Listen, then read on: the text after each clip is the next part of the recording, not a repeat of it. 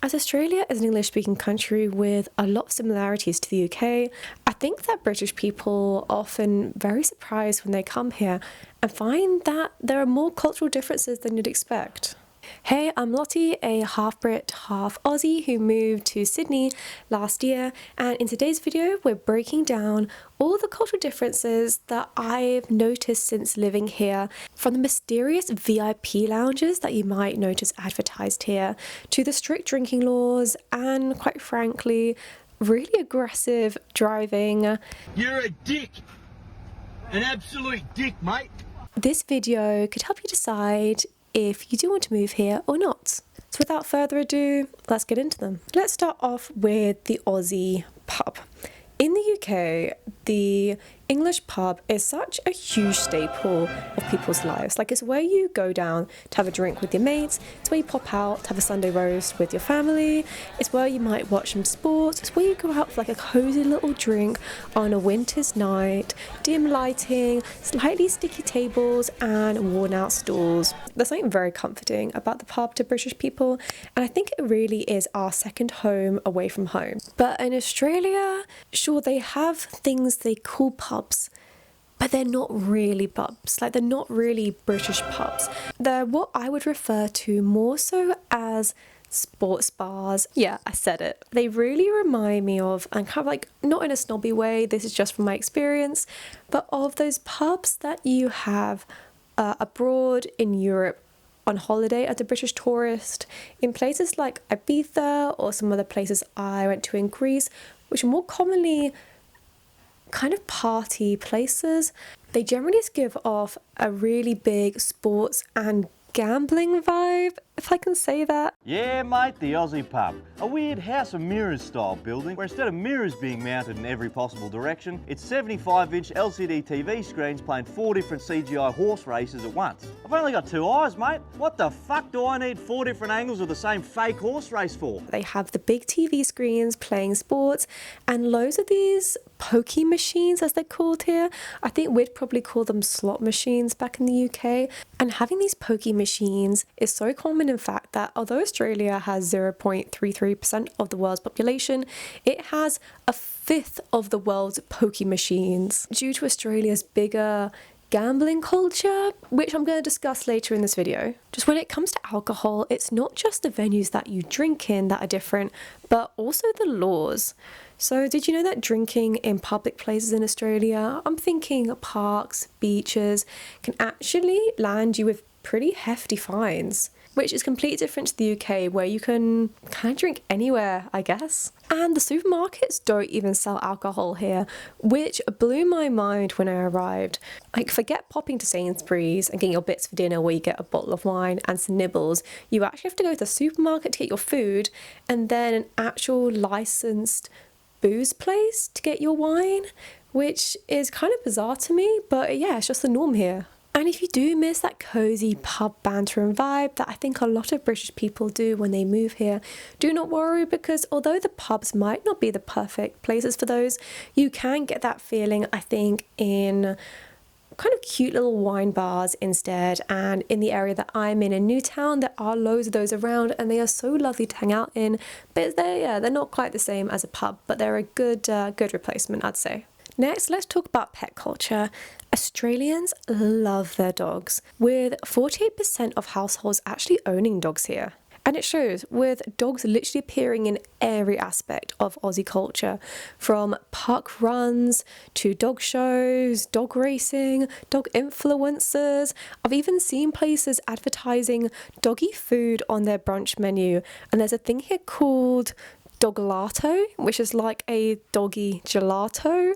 Why did you set this up? Well, just for the love of dogs. But here's the twist. There are tons of strict laws in Sydney, at least, and I think the other cities in Australia. I'm not 100% certain on outside of the cities, but lots of strict laws about what you can do with your dog and where they can go. Local council regulations in lots of coastal areas are really strict on what times you can walk your dog on the beach leash off, or if you can even walk it on the beach full stop.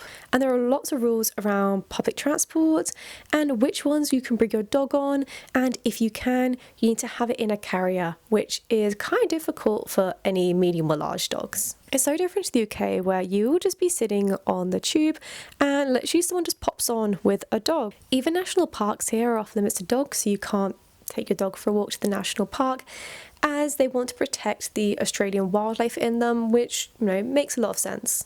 But the good news is that if you're a dog lover or thinking about coming here and getting a dog, the dog communities are huge here. And I think it's a really good way to meet new people by joining, dog clubs, even bringing your dog for your park runs, or just chatting to other dog owners in parks when you do take your dog for a walk. Next up, sports culture. The sports culture is so different here.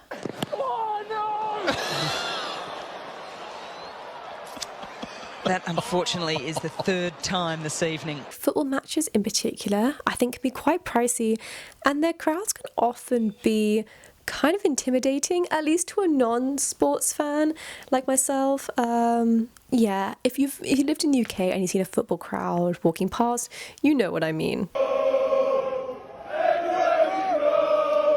Tickets to the Premier League can cost an absolute fortune. I don't even want to think about how expensive season tickets can be, and I think going can often be more of a treat occurrence than a frequent casual one.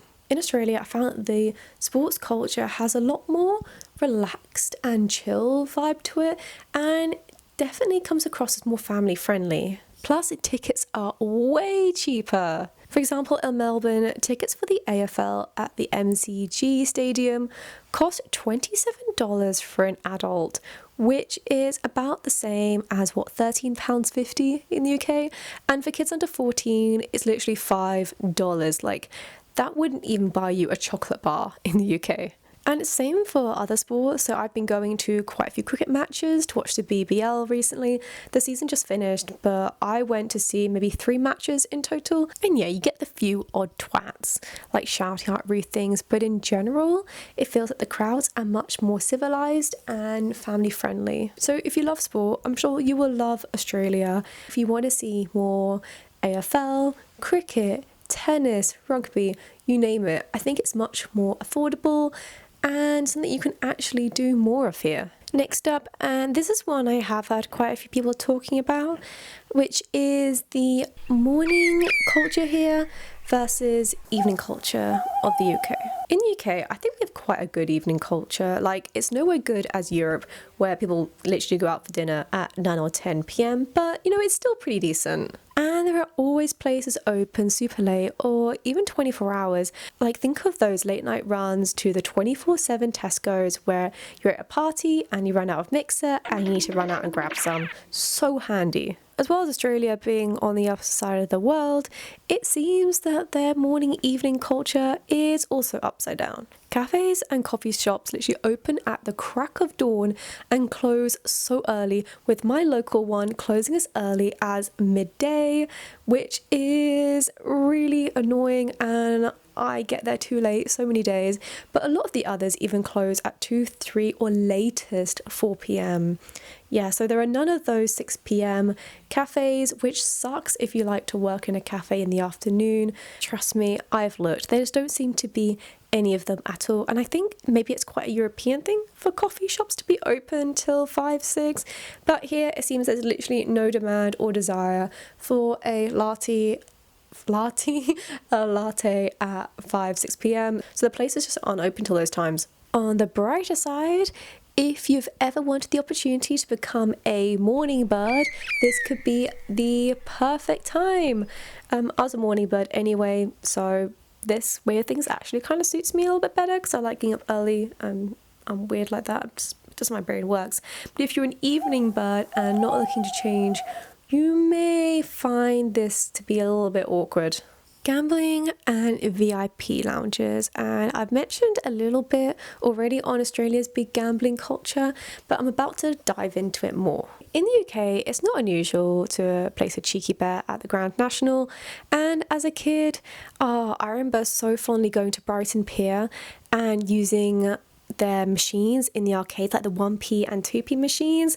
Oh, they were so fun, and all you'd get is, after maybe about £5 worth of 1p or 2p's, this shitty little toy which probably costs like 20p to make in China. In Australia, gambling culture is not only really highly normalised, but it's actually quite a big issue. Turns out that Australians lose $25 billion on legal forms of gambling each year, which is the largest per capita losses in the world. And if you're not used to the gambling culture here, it can be quite a shock to see gambling pokie machines literally everywhere. Bars, clubs, pubs, hotels, literally, like, these things are just everywhere. Plus, you get ads at a lot of the sporting events, like even at the cricket, on TV and the radio, which we do get a little bit in the UK, but like nowhere near to the same level.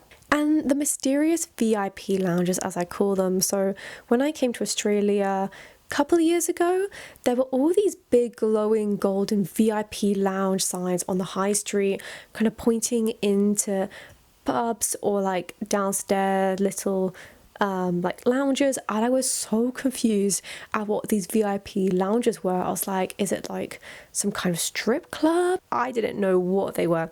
Turns out they're just a really over glamorized way of promoting gaming lounges.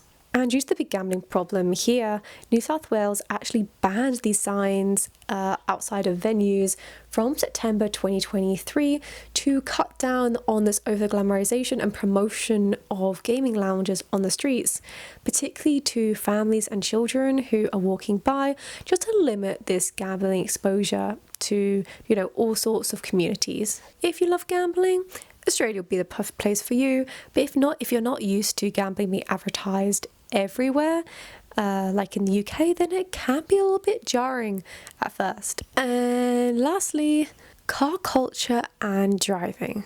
If you think you've seen some pretty big cars in the UK, I'm telling you now, it is nothing compared to what you'll see here. Absolute weapon of a tow vehicle. Gone are the cute little minis, the Fiats, the cute little city cars, and instead big 4x4s and utes dominate the roads. And on top of that, the drivers are definitely notably more aggressive. So looking at the top selling cars in Australia for 2024, you'll see that SUVs and utes dominate the list. Not only are the cars bigger, but so is the road rage and aggression. In a recent road rage survey, the statistics showed that men in particular between 18 and 34 were the biggest culprits when it came to road rage and aggression. And I've experienced this aggression on the roads myself when driving with my family, where we have, probably because we come from the UK, we have like a tiny little city chilled car, and on the city roads we'll sometimes get a huge big 4x4 driving right up our arses behind us because we're bang on the speed limit, and they're getting annoyed at us just because, I don't know, we're not going above the speed limit, they're in a rush, but you get like a lot of honking, a lot of people driving up really close behind you.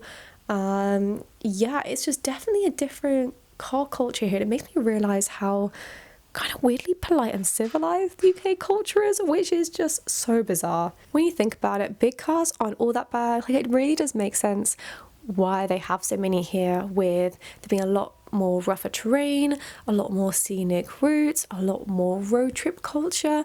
In general, Australia is just geared more towards driving than public transport, because the trains here connecting places long distance are pretty shit. Moving to Australia, particularly from the UK, can definitely feel like you've entered some weird parallel universe when you arrive, with the different laws, the different social norms, and the different ways of having fun. If you'd like to watch some more of my videos on moving to Australia, I'll leave the playlist linked above so you can check those out. Thank you so much for watching. I really appreciate it. Let me know what cultural differences you discovered when moving here. If you're someone who's already moved to Australia, take care, and hopefully I will see you in the next one. Bye for now.